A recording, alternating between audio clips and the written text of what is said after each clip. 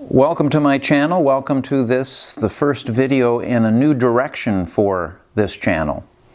I want to begin doing a series of videos, and I don't know how long it will take. I could take a long time if I go through the entire Bible, but I want to do a series of videos on what is really important to me. And that is the book that has been the source of great wisdom down through the ages, and has especially been a great source of wisdom for the people of this country, the United States of America, and I've named it already, the Bible. I've spent all my life practically studying the Bible. I went 4 years to a Bible college where we spent many hours studying English Bible courses. I took other classes related to ministry, but the primary focus was the Bible, English Bible, learning the content of the Bible. And then later went to a 3-year Master of Divinity program where we learned the basics of Hebrew and Greek. Didn't spend the time a specialist would. We were studying to be pastors, but then began to study the Bible there in an even more in-depth way. 7 years then of my education being in the Bible. I've been now 25 years a pastor, studying the Bible every week, preparing sermons and studies. And then before that was 4 years a hospital chaplain, so 29 years. On top of my 7 years of formal education, I've been studying the Bible. And yet you've probably seen, maybe on YouTube, other social media, these man-on-the-street interviews where people are asked to name, or to recite rather, one Bible verse. And they're told if they can recite one Bible verse, they'll be given a significant sum of money that would motivate them to at least want to try. And time and again, what you find is people on the street, your ordinary members of this society, can't even recite one Bible verse. And it shows that we live in a time when, in spite of all the study I've done of the Bible, I've become so aware that all around us are people who have no knowledge of this book, the Bible. The book that, again, I believe has been a great shaper of this country and of Western culture, but especially of this country. The great book of wisdom that has led to such great success in this country as well. Most of the people in the founding of this country were not privileged like Thomas Jefferson and others to have access to all the great books of the past, all the great wisdom of the past. Yes, the intellectuals like Jefferson and others had that opportunity, but most people were like, say, Abraham Lincoln. I live in southern Indiana, and not far from me is a replica cabin in the very spot where Abraham Lincoln grew up in southern Indiana in his young adult years, his young teen years really. He was when he grew up here and living in a cabin with his dad and his stepmother. It was here that his mother died. And if you go to the reenactment of what life was like in that cabin and in the wilderness of Indiana at that time, they'll tell you that people living in the wilderness like that, they didn't have a great library of books. They didn't have, of course, television and internet. But the one thing they all did have was the family Bible. And at night when they were done with their chores or when they were having some time for leisure, where they turned for entertainment, where they turned for information, was this Bible. And it was through the stories, through the stories that capture the imagination, and through the various sayings of the Bible, that they were schooled in common sense wisdom. And of course, that's the Bible's claim, is that it represents a true understanding of reality. Even the Christian claims about Jesus, when you look at Gospels like John, which speak of Jesus as the Logos, the Gospel of John. Logos is a word meaning the logic behind everything. And John was claiming that Jesus is that logic behind everything. But whether or not you accept that claim, his claim was based on he is the fulfillment of the logic that fills the whole of the Bible. And it's when you first are reading the Bible and you become convinced of its logic, well then it oftentimes leads to seeing in Jesus the fulfillment of that logic. But you'll never know that logic or experience that logic unless you understand it. You read it for yourself and try it out. Again, I think about this country, how so many of the ordinary people who built this country, who weren't the intellectuals, who didn't study all the great philosophers of the past, but studied this one book, were able to achieve such great things and experience such great prosperity simply because they lived in accordance with the overall understanding of reality that they got from the Bible. I think of one particular popular economist who is fond of saying, reality is not optional. That if we're going to be successful, and he's an economist, so he's studying what makes for a success in the economic sphere, he says it's reality. It's seeking to be in tune with the way reality works. And that we can't just create our own reality. We have to find out what reality is and live by it. And the people of the past in this country really did live and breathe the Bible.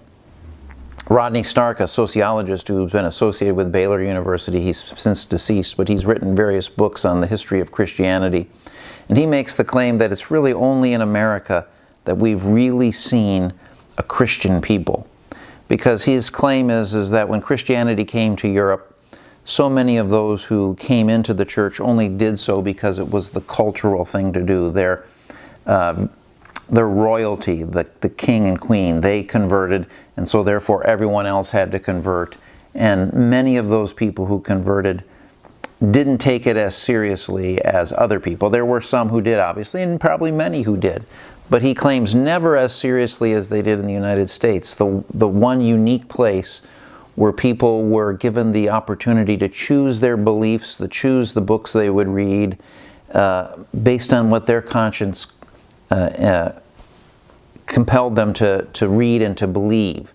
And this motivated people in America to be more serious about their religion and more serious about their study. And so that if you look at the old textbooks that were used to teach children growing up in the United States, they're saturated with the Bible. When kids were learning their reading, writing, and arithmetic, they were also learning wisdom. And if you doubt what I'm saying, that the Bible is a book about wisdom, just think of Psalm 1, for example. It says, "Blessed is the man that walks not in the counsel of the ungodly, nor standeth in the way of sinners, nor sitteth in the seat of the scornful. But his delight is in the law of the Lord, and in his law doth he meditate day and night." Now that phrase, law of the Lord, is just a religious way of saying the law of reality. Religious people believe the law of reality comes from the Lord, or comes from a personal reality behind everything. The being that is beyond all being and more than being. The being that from which all other being comes. And to speak of the principles of reality as the law of this being is simply to affirm that the belief that reality is personal. But you can begin to study the Bible without having that commitment just yet, and just study and learn its principles and then see if they work. And actually it's as one begins to do that they may become convinced that it's right about all of that. And it also seems to be very right about the fact that that which is behind the principles that it lays out is the Lord, is a personal reality. But what does that psalm go on to say? It says, "And he shall be like a tree," this one who meditates on the way reality is, who doesn't see reality as optional, but tries to be in tune with reality. "He'll be like a tree planted by the streams of living water, and whatsoever he doeth shall prosper. His leaf does not wither." I think it says leaf does not wither first, and whatever he does prosper. But the idea there is he will flourish. That if you will live in tune with reality, you'll bring forth good things. Throughout the whole of the Bible, there's this consistent teaching that, for the most part, if you live in tune with the way God has ordered reality, or the way reality is ordered if you're not a believer, if you live in tune with the way reality was ordered, you'll find time and again, for the most part, reality is such that it brings forth much blessing. And we have seen that in our own country, that the common sense principles that people lived by, most of those people being shaped by the Bible, have brought forth great blessing. And what really saddens me as a pastor, as someone who studied the Bible and who really values the Bible, but also someone who is an American and who loves this country and who appreciates all of the opportunities of this country, it really saddens me to see that people have thrown out this knowledge. The Bible also says, "My people perish for a lack of knowledge." And I see various segments of our society where people are perishing in the sense that they're not receiving the life that they could have, and that's what I believe as a pastor they were meant to have, because they lack that knowledge. You may know the story of Jonah, when God sent Jonah to Nineveh. These people were going to receive judgment.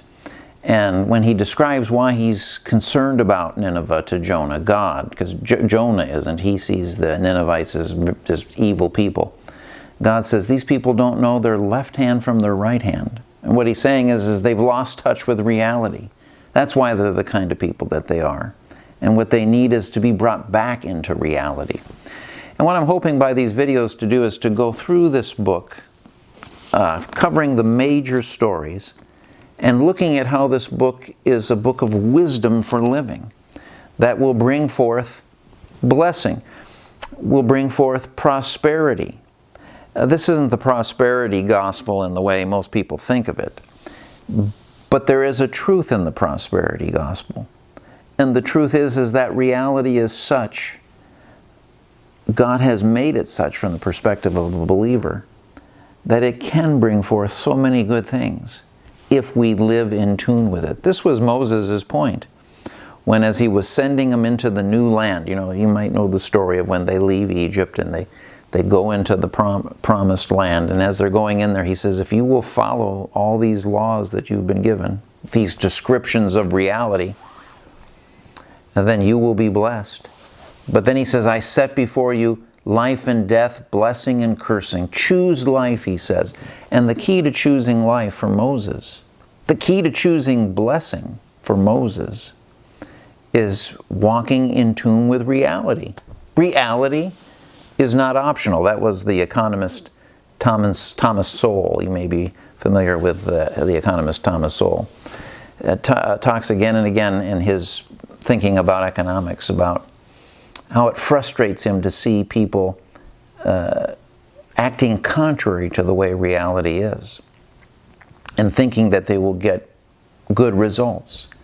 And the key to reality is to be in tune with it.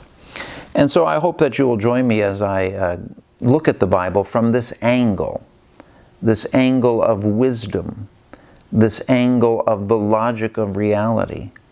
And if you're a believer or not, see that it's valuable to study it just for that. And perhaps if you're not a believer, as we're looking at it as a book of wisdom, as a book that shaped these lives and brought forth the kind of greatness that we've known as a people, that you would be maybe inspired to inquire about what might be behind this reality that brings forth such blessing. At least that's my prayer.